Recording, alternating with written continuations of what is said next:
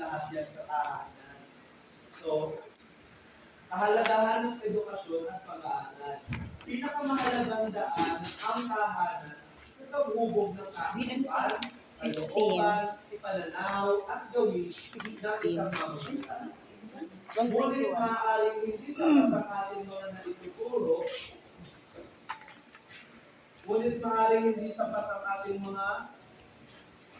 naituturo, sa bahay upang maihanda ang ating mga anak sa buhay na puno ng kompetisyon. May mga aral at kakayahan na maaaring ibigay ng paaralan na hindi maibibigay ng tahanan. Kung kaya, mahalaga ang magkatuwang ang paaralan at tahanan sa paghubog sa ating anak. So, nasabi mo dito na, po, may mga bagay na sa bahay lang matututunan na hindi kaya maituro sa eskwelahan. At may mga bagay na ang mga tataho at ang mga anak ninyo ay may mga matututunan sa bahay ay sa tahanan, sa paaralan, may mga bagay silang mapag-aaralan sa paaralan na hindi nila mapag-aaralan sa tahanan. So may mga bagay na pwede silang medyo sensitibo, kaya ang magulang ang may karapatan at ang responsable ng tungkol sa mga bagay. Ngayon, for example, mga simpleng pagpunta sa banyo, pagtuturo sa kanila kung paano ang tamang pagbabanlaw kapag sila ay niludumi, kaya kapag sila ay umiinit, everyday na sila ay nagamit ng palikuran, no? Tayo po mga magulang, turuan po namin sila, kapag ng kamay, tapos sa eskwelahan naman, ang mga yun nga po, arithmetic, no? Pagsulat at pagbasa. No? Karaniwan na pag-aaralan mo ito sa school, sa paaralan. No? At napoprolong na lang po siya o napapahaba po siya yung pagtuturo ng pagbasa at pagsulat sa bahay. So, mainam ko na tayo mga magulang, meron po tayong collaboration, communication sa ating mga school, sa mga teaching personnel po natin, sa mga guro, sa mga advisors po ng mga anak po natin. Nang sa ganun, alam po natin kung paano natin tuturuan po natin. At the same time, sila naman ho, bilang guro, alam po nila kung paano i-approach yung mga anak po natin. Kasi di ba nga po, ang mga bata, ang mga anak po ninyo, magsasama-sama yan mo sila sa isang classroom. Ang kanilang pangalawang tahanan. Na kung saan may iba't ibang silang ugali. Yung pangalawang magulang mo nila, which is yung teacher, wala akong karanasan, wala akong background pagdating sa mga ugali mo ng anak mo ninyo. Kung madali ba pa-offend ang anak ninyo sa simpleng salita, o kung madali ba makapick up yung mga anak ninyo, kayo kung magulang ang unang nakakaalam. So, mainam mo na makipag-communicate po tayo sa teachers para po nang sa ganun, alam po nila i-approach si bata o yung mga anak. At the same time, alam mo, hindi mo magkakaroon ng misunderstanding sa panig ng magulang at ng parents. Kasi nga po, di ba, ang ending niyan kapag ang tingin ng parents ay nasumprahan sa pagdisiplina ang guro sa bata, ang ending niyan sa guidance na sasampalan yung nanay at si teacher. Iiwasan po natin yun. Ang iniiwasan po natin sa dito sa day 15 natin, ang focus po nito is yung pag-aaral mo ng bata. No? Yung tungkulin natin bilang magulang, kung paano natin sila tuturuan, kung paano natin papatuloy yung learning habits from school to your houses. No? And at the same time, paano naman nila ma-explore yung socialization nila from your bahay to school. Paano nila itrato yung sarili nila sa bahay, ganun din nila itrato yung sarili, at ganun din sila aako sa labas ng bahay. No? Sino mo dito nung kayo ay nag-aaral pa ko ay ibang-iba mo yung attitude mo ninyo kapag nasa loob kayo ng bahay. Tapos pagdating mo sa school, ibang-iba rin yung pakiramdam yung pagkatao. Parang sa bahay, sa kayo, prima dona, nasunod lahat, bigay lahat. Pagdating sa school, tahimik lang kayo kasi hindi kayo marunong makapag-usap sa kapwa o kaya naman nabubuli kayo, kaya pakiramdam nyo huwag na lang makikipag-usap. Di ba may ganun po? No? Iba ang ugali ng isang estudyante mula na nag-stay sa bahay. No? Iba rin din po yung ugali nila pag nasa eskwela. No? Yung iba po lumalabas yung talent nila pag nasa school eh. Pero pagdating sa bahay, lalo na kapag may mga family gathering, yung mga reunion, kailangan mo pang sampalin ng pero, anak ko, kantakan ako, bigyan ka tawang king ako. Pero sa school, voluntarily pa po nila yung ginagawa. Kasi nakikita mo, gusto nila ma-explore, makita na may share yung talent nila sa iba. Hindi rin mo namin, siguro mo ang nakakapag-explain ng psychologists why those students, hindi na rin naman mo ako mapapakita ito rin mo talaga yung galing sa bahay at sa school. Actually, mas matagal pa ako maglagi sa school. Gawa na naligalan mo ako. So, para mo akong pinaglinis sa itik-itik na opo, talaga pagdating sa school sayaw, role play dito, tablet dito. Pagdating sa bahay, tahimik lang po ako.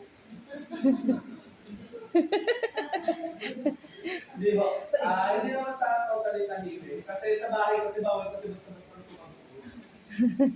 Di ba sa school, pwede mong barahin yung mga kaklase mo, kaibigan mo. May instances na nakakabiwan mo yung mga guro nyo. Sa bahay hindi pwede, matatampal na talaga yung mga guro. Ayaw tatampal ka ng challenge. Sa amin po, pag di ka sumagot ka! Pag sumagot ka, sumasagot ka na! Saan ka talaga lulugan? Siyempre kami, naninito naman. So, kaya lahat ng emotions na pinigil namin sa bahay, kasi nga po, ayaw namin mapulaan na bilang pamangkin, bilang anak, ayaw namin may masabi ang parents namin, ayaw namin sila mag-isa ko. Ikip namin yung mga emotions namin.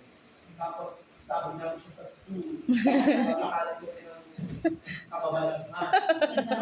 Yes. Kasi, mas naging totoo po sila sa sarili nila kapag nasa eskwela sila. At reflection po ng ugali nila sa eskwela kung ano po sila sa tahanan. Kabaliktaran. Sunod mo is tungkulin ng mga magulang sa edukasyon ng kanilang mga anak. Pangarap nating mga magulang na makatapos ng pag-aaral ng ating mga anak upang sila ay magtagumpay sa anumang hangarin nila sa buhay. Ngunit dapat nating tandaan na ang pag-aaral ng ating anak sa paaralan ay dapat natong basahan ng pag-aaral at pagsasanay sa tahanan. May mga mahalaga tayong papel at tungkulin bilang magulang. Pati na rin ang iba pang miyembro ng ating pamilya sa edukasyon ng ating mga anak. Hindi sapat na umasa lamang sa mga guro sa pangkalahatang pagbuo ng kanilang kaalaman at katauhan. Sa dami, yun nga po, so tayo, magulang, primary responsibility po talaga natin ang ipagpatuloy ang learning habits. Yun nga po, ang paulit-ulit natin sinasabi, no? Na kaya ko tayo magaling matapos is ganun lang din naman po yung pinaiikutan ng topic natin lahat. Is para sa welfare ng pamilya, para sa welfare po ng mga anak po ng estudyante. At the same time, sa welfare po ng kanilang studies, kapag umuwi na sila galing paaralan. So tayong magulang, responsibility natin na yung naman ang pag-aaralan nila sa paaralan, we have to make sure na nare-repaso mo nila yung tanggalin natin sa bahay. Mainam mo na magkaroon ng tinatawag na pag-review sa mga anak natin na anak, ito ang napag-aralan niyo sa araw na to. Pwede mo ba sa akin, pwede mo bang sagutan ko? Ito, gagawa ko ng question or kaya mag-state kayo ng formula or ng addition, mga plus, minus, ganyan. Mga simpleng pagsusulit para po sa mga anak mo ninyo. Para na sa ganun, nare-review mo sila pagdating nila sa bahay. Kasi po, nahihinto na mo yung pag-aaral, di ba? Pag-pauwi na ng bahay. So we have to make sure na kahit pa paano, kahit mga 10 hanggang 30 minutos na kanilang pamamalagi sa inyong araw, nare-repaso mo nila. Para sa ganun, napapamiliarize po sila sa mga topic na mga napag-aralan po nila sa school. Kasi ho, ah, hindi ho ako, hindi ho lahat ng estudyante mahilig magbasa. Hindi rin ho lahat ng estudyante mahilig magsulat. May mga estudyante na mas natatandaan nila yung topic kapag nakikipag-usap sila sa kapwa nila o kaya nire-review sila through verbal communication. Itong ginagawa natin. Like for example, sa bahay tayo pumunta. Nay, ito daw na yung mga ano nyo na yan, nagalitaan ko na yun, ganyan. So yun po. May mga bata naman mo na mas naiintindihan ng topic sa pamamagitan po ng pambabasa. Ako naman po, as someone na medyo struggle sa akin ang mga written exams, mahilig po akong magbasa at isulat yung mga nababasa ko. That way, mas natatandaan ko po yung mga topic. Although, nakakapagod siya, tapos napakatagal po niyang gawin. Hindi tulad ng pagbabasa at pag-review na parang nagpukwento ka lang, no? Ano po kasi yun eh, hindi po kasi, ang utak po kasi ng bata, especially, tayo naman ba, ang utak po ng tao, hindi po natin kailangan i-memorize lahat. No? Ang kailangan lang po natin is yung mabasa po siya, ma-scan, tapos pag-uwi ng bahay, ganun din, ma-scan natin, mabasa po natin ng paulit-ulit. Familiarization po ang kailangan po ng ating mga mag-aaral. Sa ganun, kahit hindi mo nila tandaan yan, may mabanggit lang po kayong isa, ay, na itutulog na ganito, ganyan. Alam na mo nila kung ano. Isa ho yun sa pinakamabisang paraan para mo sa ganun, yung mga napag-aaralan mo na nakunin nyo sa school ay natatandaan pa rin mo nila pagdating mo nila sa inyong mga klase. So, tayo mga magulang is tukulin po natin. So, primary responsibility po natin yan. Na kahit pa paano, itukustahin yung mga anak natin sa mga napag-aralan mo. Ano din sila, kung ano ba ang natutunan, no? Kamustahin anong lagay, bakit ganito ang naging score niya sa quiz, o kaya naman, bakit kung tatanungin natin sila kung nakagawa naman sila ng assignment nila, yung mga simpleng paalala at matyag natin sa mga anak natin na nagpapariwate sa kanila na tayo, magulang, binabantayan din natin. No? Sunod mo is, kaya lang, may mga instances na nanyato, normal na po sa pamilyang Pilipino na hindi lahat nakakapag-provide, nakakapag-practice ng learning habits pag-uwi ng tahanan. Dahil una, responsibility sa pamilya. Ano yun? No? Kailangan mag-provide para sa pamilya. Kailangan kumayod para sa pagtustos, sa pagkain, sa araw-araw, pamasahe, baon, no? At the same time, yung mga gawain bahay, na karaniwang ginagawa ng magulang, no? O kung walang gas, pagsisibak ng tao, pag-ibig ng tubig, no? Sa dami ng gawain po dito ng mga magulang, imposible po talaga at malayo po. Hindi naman po siya hindi po siya imposible, pero napakahirap niyang isingit, especially sa mga magulang, na ang primary concern is yung welfare ng buong pamilya sa akin. No? Yung katustusan, yung sa araw-araw na pangangailangan ng anak. No? Kaya napakalayo at napakahirap isingit yung mga ganitong pagkakataon sa mga anak ko. So, sa dami po ng responsibilidad ng ating mga magulang sa ating mga anak, may apat na ituturing na mahalagang papel ang dapat nating gampanan. Una po ay ang pagpapagbigay ng motivasyon at inspirasyon. Isa sa mga bagay na kailangan ng ating mga anak na hindi natahasang hinihingi ay ang ating pagbibigay ng motivasyon at inspirasyon sa kanilang gawain, lalo na sa paaralan. No? Kasi mo, sinabi mo dito, no, hindi na kailangang pinilit. No? Tayo po mga magulang, tayo po ay sa pagbibigay ng motivation sa ating mga anak. At ang mga paalala na dapat maging isang mabuting mag-aral, maging mabuting kapwa, maging makatao, at maging matulungin sa komunidad. No, tayo pong mga magulang ang mag-instill at magpapaalala ko sa kanila na ito dapat motivated ka anak kasi ito para ma-achieve mo, maabot mo yung mga pangarap na gusto mo, no, anak, kailangan matuto ka mag-aral, at the same time, kailangan matuto ka rin makikapwa bata. Yung mga simpleng paalala na anak, mahal kita ha, kaya mag-iingat ka sa pagpasok. Naniniwala naman ako na masasagutan mo lahat ng lessons ng teacher mo. Kaya naman, anak, ito ang baon mo, no? Gastusin mo ng maigi na naaayon sa iyong pangangailangan. O kaya naman, kung ayaw ng pera, o anak, pinagluto kita ng paborito mong chicken, ng hotdog, ng itlog, corned beef, meatloaf. Yan naman kadalasang baon ng elementary talaga eh. O kaya scrambled egg, no? Na karaniwang ipinapabaon ng magulang. Sa mga ganong simpleng pamamaraan ko, sa mga ganong simpleng gawain, na alaala mo natin sa mga anak mo natin na tayo bilang mga magulang, tayo nawawala ng bata, arabain, alagaan ang mga anak mo natin. Mag-reach out mo sa kanila na maaabot mo sila ng mensahe gusto mo rin. Ano yun? Na inaalagaan mo natin. Inaalagaan mo ang tatay ko. Inaakit ako ng natin. Gagay ng sayang naman yung pagluluto ng natin kung hindi ko gagawin.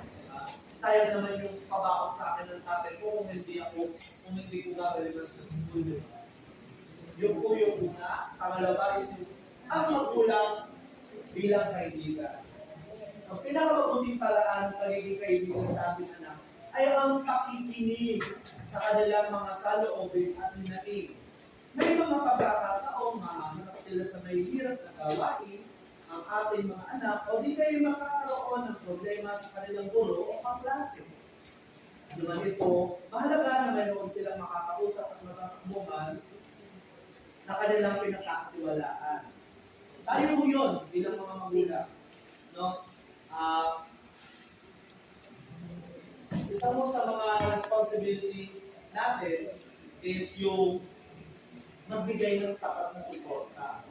Emotional, no? Emotional, no? Maka-physical support man yan.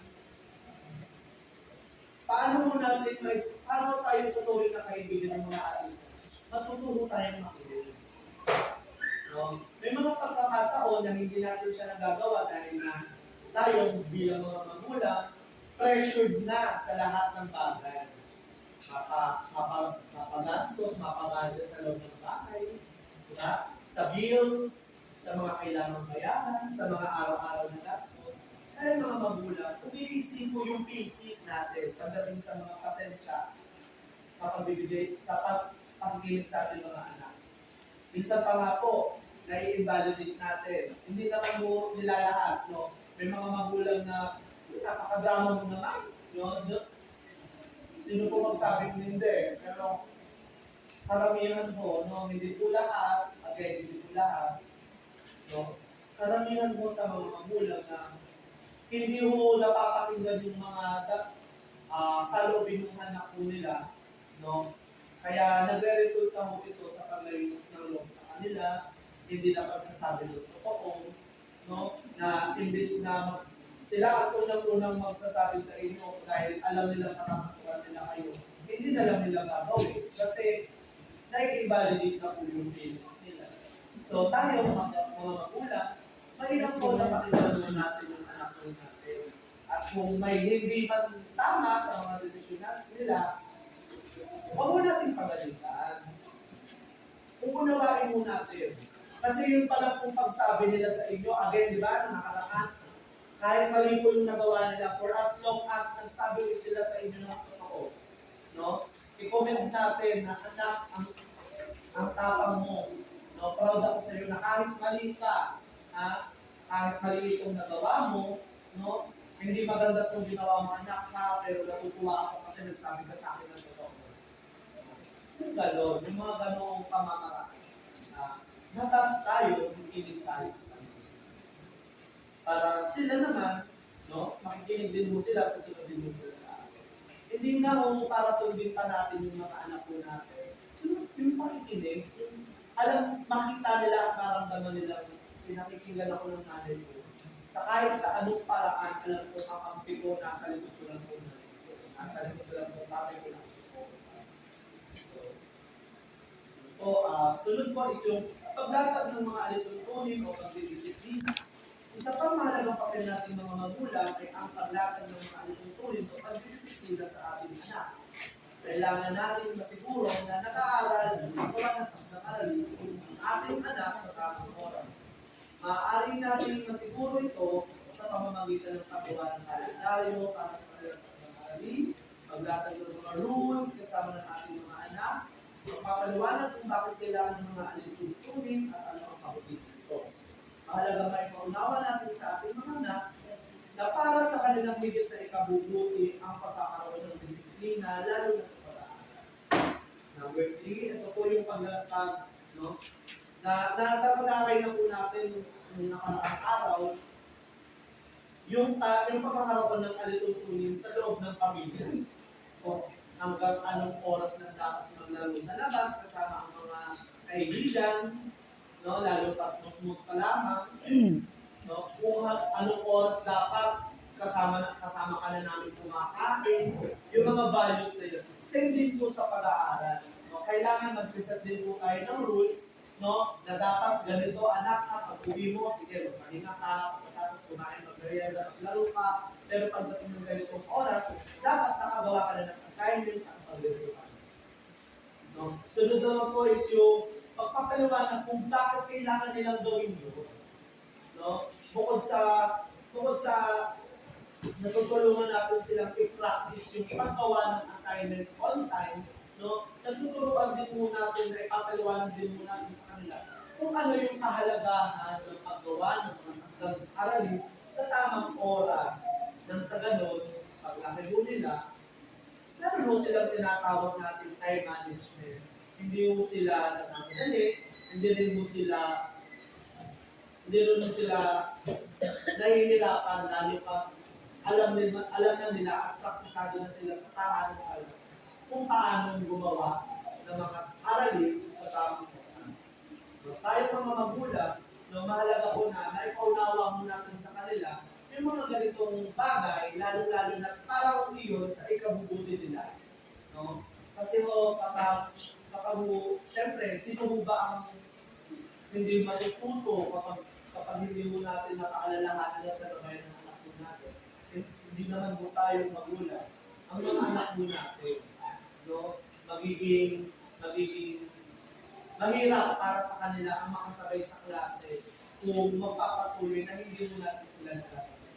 So, mainam na kapag meron mo tayong ipapagawa sa kanila ng aralin or ipapalagay sa kanila mga lesson, mainam mo na tayo ay nakamatyag, tayo nakagantay, makagabay sa kanila, and at the same time, ipapaliwanag mo natin na kung bakit mahalaga na nagre-review. Bakit kailangan ng assignment, kung para saan ba dapat ito, at kung para kanino ito. Sunod po is yung bukod sa mga tungkulin ito, may mga iba pang magagawa tayong mga magulang para sa edukasyon ng ating anak, tulad na pagiging aktibo sa mga programa at gawain ng paaralan, na pakikipagkita o pakikipag-usap sa mga guro, at iba pang mahalagang tao sa paaralan. Magpunta sa mga mahalagang okasyon sa paaralan. No?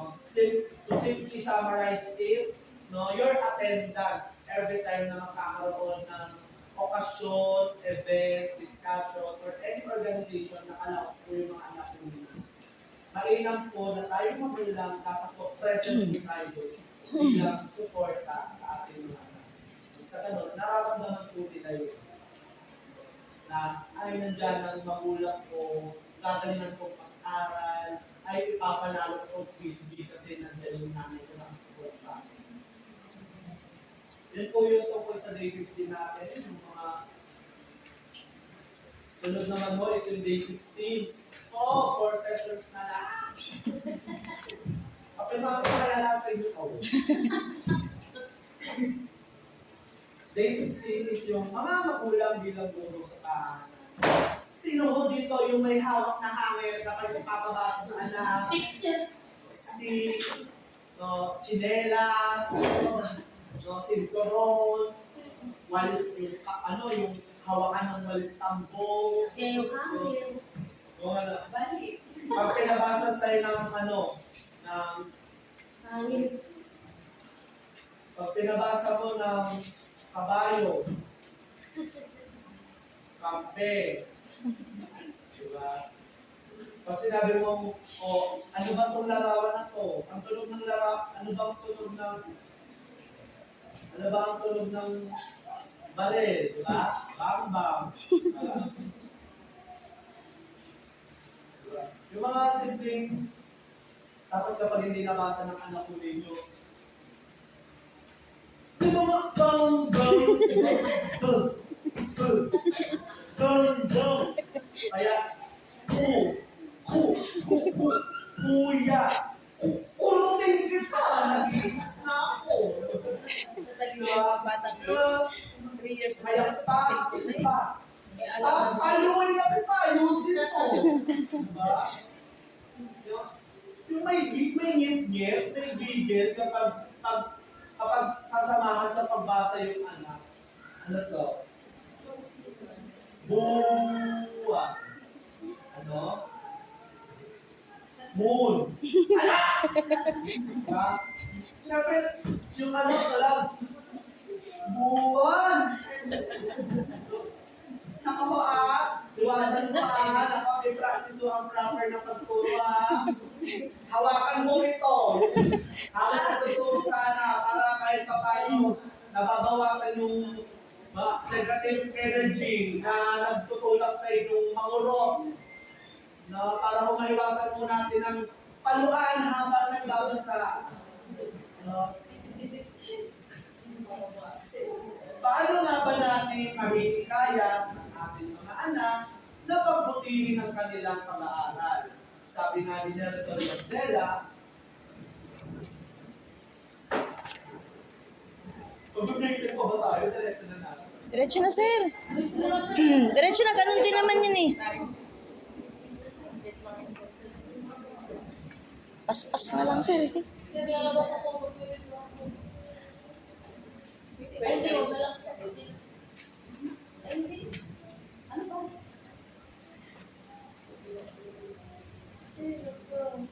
Tinatanong ako ni Ma'am Villarina, kailan niyo pa sa Ma'am Villarina? Yung Ma'am Jenny Lee, sa guidance. Nanap niya yung puto. Dito yung puto. Sa guidance. Kasi nga itong sessions po tayo, so meron po talaga tayong break na ang sarap pong mag-explain Hindi, i-continue na lang, sir, para tuloy-tuloy din ang ano. Para magpapahino na lang po kayo. Pero sa exit ako sa Opo, pero babalik kayo kasi kailangan mo natin na nandito tayo. babalik po ako ng withdraw. Mamaya ako magpipicture para siya na nandito ka na. Saglit na naman yung gahap. So, ang edukasyon ay ang pinakamakapangyarihang sandata na magagamit mo upang baguhin ang mundo. Totoo hindi? True. Totoo o hindi? Totoo.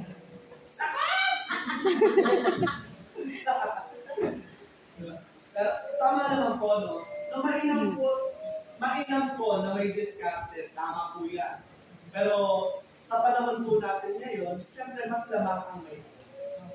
So, kung tayo ay papipiliin, siyempre bilang mga magulang, gusto natin pareho na. No? Hindi naman sa pagiging masiba, pero siyempre gusto na natin, mag-diskarte na yung anak natin. May pinag-aralan. Sino bang ayaw mo? Kasi, ang hirap mo talaga kapag hindi na supportan sa pag-aaral. Parang ang hirap makipag-usap sa tao kasi nangangatakot kung paano mo pa siya dapat i-approach. Diba? Every time na may kailangan kang fill upan sa mga NGO, sa mga non-government organizations, nahihiya ka pa magtanong. No? Kaya mahalaga po talaga, isa po malaking kapangyarihan ng pagkakaroon ng kakayahang mag-aral.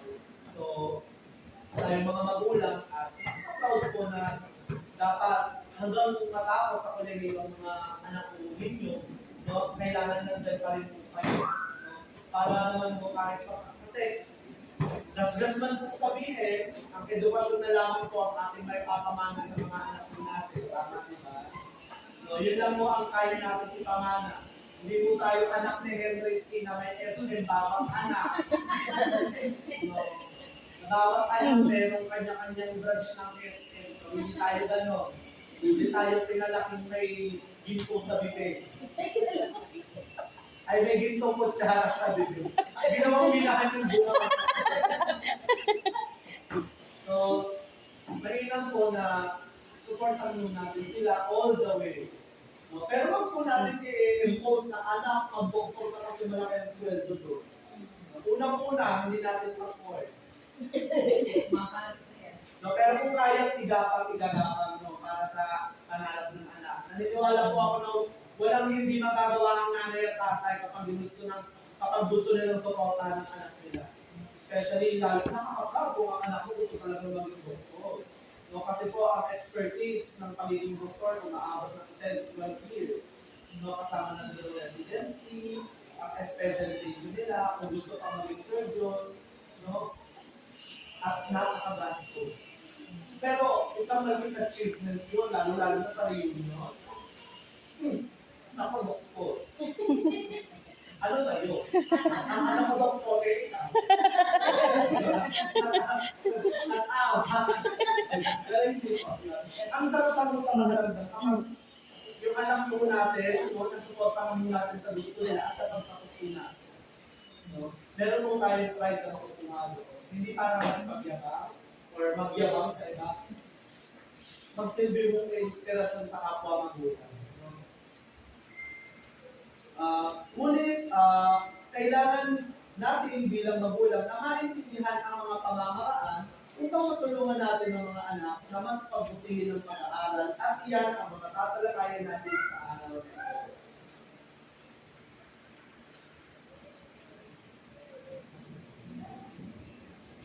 Sa pagpasok sa paaralan, ating inaasahan ng mga sumusunod.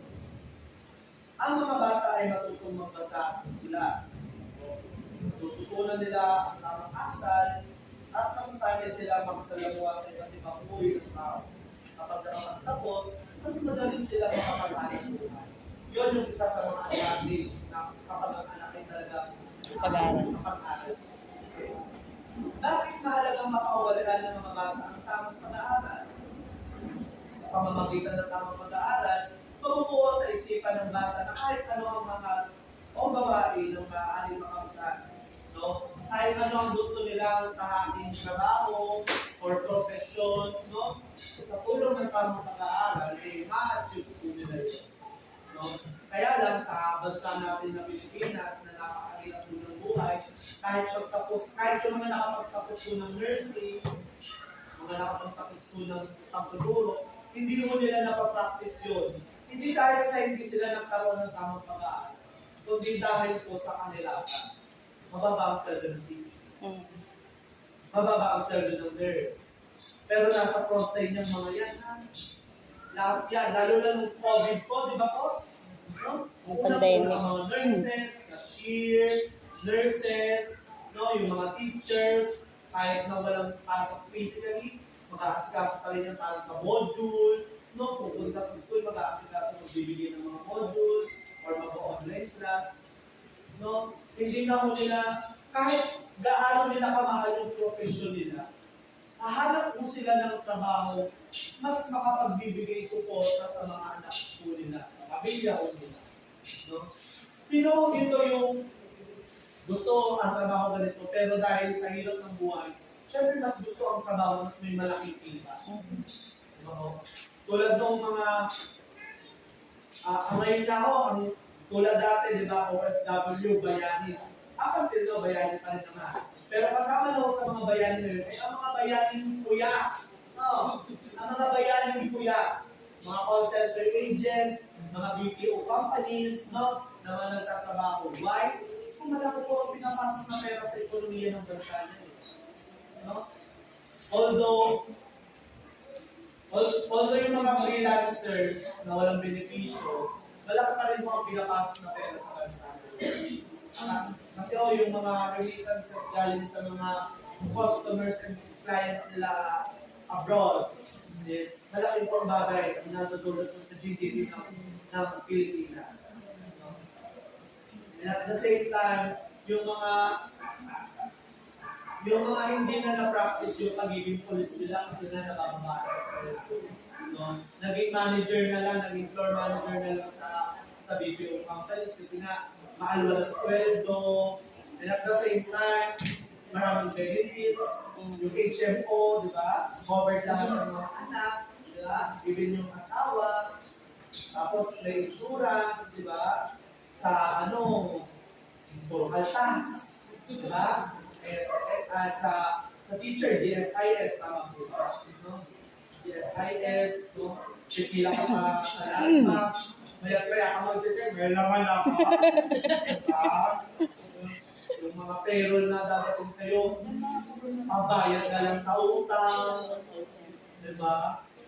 Kaya, umahanap talaga sila ng alternative para magkaroon ng mas malaking sweldo. Ito pa off topic na to ha, pero isa po sa dapat itinuturo sa mga young adult, sa mga nagka-college, is kung paano mag-business. No, hindi po paano magtrabaho sa mga office or what, mag-business po talaga. Kasi po, malaki po ang chance na mas umunlad ang isang mag-anak kapag business po talaga ang itinatayo. Kasi po, hindi mo habang buhay, hindi trabaho. Hindi mo habang buhay malakas ang parent.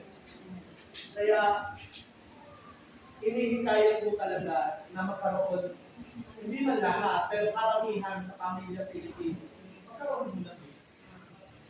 No? Pansin nyo ang mga Chino, off topic ko ha, ang mga Chinong mga magulang, bukod sa kuripot sila, maliliit lang mo yung bahay nila dito sa Pilipinas. Why? Kasi ang pinalalaki mo nila yung negosyo. Nang sa ganon, maliit man yung bahay nila, may mamanahing negosyo yung mga anak nila. Kung sakali man o sana, pag sila na ay nauna sa kabilang banda, no, may maiiwang suporta sa mga anak. Kasi lalo na ngayon sa hirap ng buhay, ang hirap pag walang insurance. Ang hirap kapag walang maiiwan sa anak. Lalo na kapag minimum wage earner ang isang magulang. No? Ang hirap. Lalo na kapag ang sahod mo ay 15 na kapusan, mag-iintay ka pa ng matagal. No? Mahirap na iniipit-ipit mo kahit hindi mo mabili yung gusto mo kasi iniipit-ipit mo talaga. No? Kaya tayo bilang mga magulang, dapat supportan mo natin yung mga anak mo natin sa mga profesyon na gusto nila. No? Hindi, wala tayong pagsisisihan. Kasi, alin mo natin, di ba? Kung gusto maging doktor, hindi lang magiging doktor ang budget niya, makapagpatalim na siya ng hospital, di ba? Ang nurse, maging head nurse. So, kung hindi mo maging head nurse, makakuha ng isang magandang opportunity na pagiging nurse sa ibang bansa. So, mas malaking pera ang may ibang sa pamamahay mo ninyo. Mas maganda ang support sa pamilya. Ano ang epekto sa mga magulang ng mga magandang edukasyon at tamang kaugalian ng kanilang mga anak? Mas madaling turuan ng magandang asa ng anak habang ito ay bata pa. Dahil dito, mapapanatag ng kalooban natin mga magulang na ang ating anak ay lalaki na sa tamang pag-iisip saan man sila mapadpad balang araw.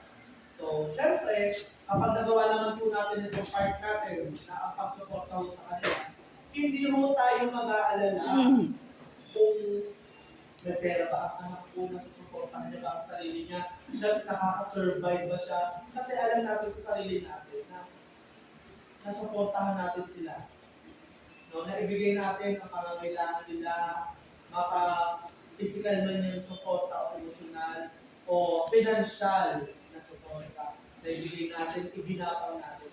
Alam natin sa sarili natin, ang ipagdarasal lang natin is yung kaligtasan nila sa araw-araw. Bukod doon, hindi na tayo mangangamba kung okay ba sila, kung nakaka-survive ba sila, kung naitatawid ba nila ang araw-araw. Kasi, tayo mga magulang, naitawid natin sila. No? Nanggaling sa atin, naiparating natin sa kanila na ganito, no, anak, pag-aaralin ka namin, itatawid namin ang mga pangangailangan mo. Kaya ikaw mag-aral kang mabuti para maabot yung mga pangarap mo, yung trabaho gusto mo makuha mo, yung mga bagay na gusto mo matakayo mo. Hindi kami mangangamba o okay ka lang mabuti. Kasi alam namin, nagawa namin. Graduate, hindi lang ikaw ang nakagraduate, anak, pati kami. Diba po? Sarap po sa pakaramdam kapag ang iintindihan na lang po natin is kung kailan bibisita ang anak natin, di ba? O kaya kung okay lang ba sila, di ba? Kung kamustahan na lang. No? Nakakalungkot kasi syempre, nakakaroon na sa sarili buhay ang anak. Pero nakaka-proud kasi alam natin na pag lumabas sila ng bahay natin, hindi tayo mangangamba. Bakit mahalaga ang papel ng mga magulang sa edukasyon ng kanilang anak? Dahil sa ating mga magulang, nakasalalay ang pagubong ng pagkatao ng ating anak. Ang araw-araw natin pakikitungo sa ating anak ang siyang pagmumula ng kanilang positibong pagtingin sa sarili at tiwala sa sariling kakayahan. Malaki po ang papel ninyong mga magulang sa pag-aaral ng inyong mga anak. Yun nga ako, di ba sinabi mo natin, may mga bagay na matututunan ng anak sa tahanan na hindi matututunan sa paaralan. Ano mo yun? No, yung emotional awareness and emotional development, yung social skills nila, kung paano sila bumalang o respeto sa kapwa, sa pagdating nila sa paaralan, kung paano dapat sila umakto sa harap ng mga kaklase nila. No, sa magulang mo ang nagiging role model nila. No? Kaya kung meron pang mamahal sa loob ng tahanan na nakikita ng inyong anak, pagmamahal din yung maibibigay nila sa kanilang mga kaklase, guro, diba po, kapwa bata, diba? Napapractice ko. Hindi mo na nila nakakalimutan yung values na napag-aaralan lang mo nila sa tahanan. Kasi mo nakikita mo nila sa magulang. Kaya tayo mga magulang, ingat po tayo sa kung ano yung mga naipapakita ko namin sa harap ng anak po natin. Hanggang maaari, iwasan ang pakikipagtalo sa ating iniiro at sinisinta sa harap ng ating mga anak. Sa ganon, hindi mo sila ma-confuse, no?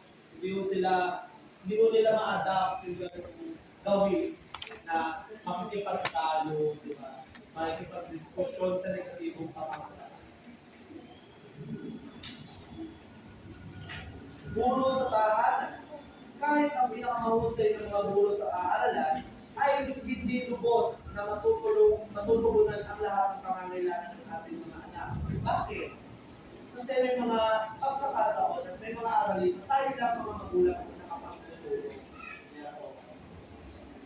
Kinakailangan ng suporta ng mga magulang upang matulungan ang ating anak sa mga asignatura o leksyon kung saan sila nangyayaman.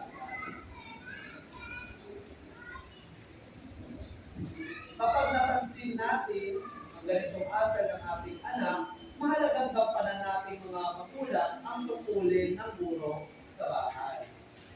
Magtakda at paglaan ng panahon upang matulungan ng ating anak sa kanilang pag-aralin araw-araw. Ugaling magbasa kasama ang ating anak at ihasa ang kanilang kaalaman sa matematika. Maaaring sanayin sila sa pamamagitan lamang ng pang-araw-araw na gawain. Isama natin kung halimbawa, isama natin sila sa community at magpatulong mag-compute kung magkano ang pangyayaran. No, kung tayo ay nahihirapan sa pagsagot sa mga tanong ng ating mga anak, maaari tayong magsaliksik at magbalik-aral. Ito naman po, gawin naman po ito para sa mga magulang. Kasi nga po, di ba, Again, hindi po dapat nahihinto ang pag-aaral ng anak sa paaralan. Dapat po hanggang tahanan, nalilinaw po yan, napapractice po yan. No? Kahit intentional na o hindi. So, mainam po nakasaad mo dito na tayo mga magulang, ugaliin maglaan ng panahon, ng oras, para turuan yung mga anak po natin.